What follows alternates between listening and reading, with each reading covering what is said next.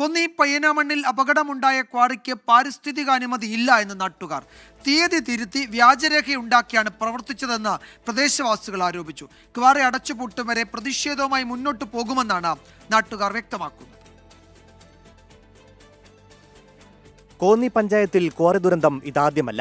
2005 ഈ സമീപ മേഖലയുള്ള ഒരു പാറമടയിൽ എൻ്റെ അനിയൻ്റെ 2 അനിയന്മാരാണ്. അതിൽ എൻ്റെ നേരെ ഇളയ അനിയന് ഒരു അപകടമുണ്ടായി, ആ സ്പോട്ടിൽ മരിച്ചുപോയാണ്. അത് ഇവർ ലോറിയിലോട്ട് കല്ല് കയറ്റിയിട്ട സമയത്ത് പാറമടയുടെ മണ്ടയിൽ നിന്ന് അറയിടിഞ്ഞ് വീഴുമെന്ന് പറയും. കല്ല് വന്ന് വീണ് തെറിച്ച് ഇവരുടെ ദേഹത്ത് വീണ് തൽക്ഷണം മരിക്കുകയായിരുന്നു എൻ്റെ സഹോദരൻ. ദുരന്തമുണ്ടായ പയ്യനാമണ്ണിലെ ചെങ്കളത്ത് ക്വാറി നിയമവിരുദ്ധമായാണ് പ്രവർത്തിച്ചിരുന്നതെന്ന് നാട്ടുകാർ. ദുരന്തത്തിന്റെ ഉത്തരവാദി ജിയോളജിസ്റ്റും പഞ്ചായത്ത് സെക്രട്ടറിയുമെന്നും ആരോപണം.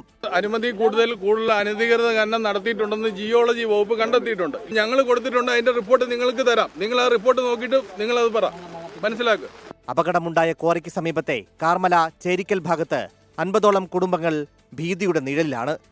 വീടും വസ്തുവും വരെ ഉപേക്ഷിച്ച് പോകേണ്ട സ്ഥിതി. ഇത് ഇവിടെ ഉരുൾപൊട്ടൽ ഉണ്ടാവാൻ സാധ്യത ഉണ്ടെന്നുള്ള സർക്കാരിന്റെ പഠന റിപ്പോർട്ടായത്. ഇപ്പൊ നിങ്ങൾ വന്ന ഈ റൂട്ട് വഴിയാണ് എല്ലാ ഉദ്യോഗസ്ഥരും കയറി വരുന്നത്.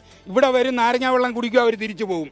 ഇതിന്റെ ദുരിതം അനുഭവിക്കുന്ന നേരെ ഒരു തോടുണ്ട്, ആ തോടിന്റെ അടിവശത്ത് താമസിക്കുന്നവരാണ് ഇതിന്റെ ദുരിതം അനുഭവിക്കുന്നത്. എന്നാൽ പാറമട പ്രവർത്തിച്ചത് ജിയോളജി വകുപ്പിന്റെ അനുമതിയോടെ എന്നാണ് ജില്ലാ കളക്ടറുടെ വിശദീകരണം. ക്രഷർ യൂണിറ്റിന് അനുമതിയുണ്ടോ എന്ന കാര്യം പരിശോധിക്കുമെന്നും ജില്ലാ കളക്ടർ പ്രേംകൃഷ്ണ IAS പറഞ്ഞു. നിലവിൽ നമ്മൾ ജിയോളജിസ്റ്റിനോട് അന്വേഷിച്ചു. അപ്പം ഡീറ്റെയിൽ ആയിട്ട് റിപ്പോർട്ട് തരാൻ പറഞ്ഞിട്ടുണ്ട്. പ്രിലിമിനറി റിപ്പോർട്ട് പ്രകാരം ജിയോളജി സബ്മിറ്റ് ചെയ്തിരിക്കുന്നത് 2026 ഫെബ്രുവരി മാസം വരെ ക്വാറിക്ക് പെർമിറ്റ് ഉണ്ട് എന്നുള്ളതാണ് പ്രിലിമിനറി റിപ്പോർട്ട് സബ്മിറ്റ് ചെയ്തിരിക്കുന്നത്. ശക്തമായ പ്രതിഷേധവുമായി ഈ സംഭവത്തിന്റെ പശ്ചാത്തലത്തിൽ നാട്ടുകാരും രംഗത്ത് വന്നിരിക്കുന്ന കാഴ്ചയാണ് നമുക്ക് കാണാൻ സാധിക്കുന്നത്. ചെങ്കളത്ത് ക്വാറി ഇൻഡസ്ട്രീസിന് മുന്നിൽ നിന്നും ക്യാമറമാൻ രാജ്കിരണിനൊപ്പം സുജിത് സുരേന്ദ്രൻ, 24.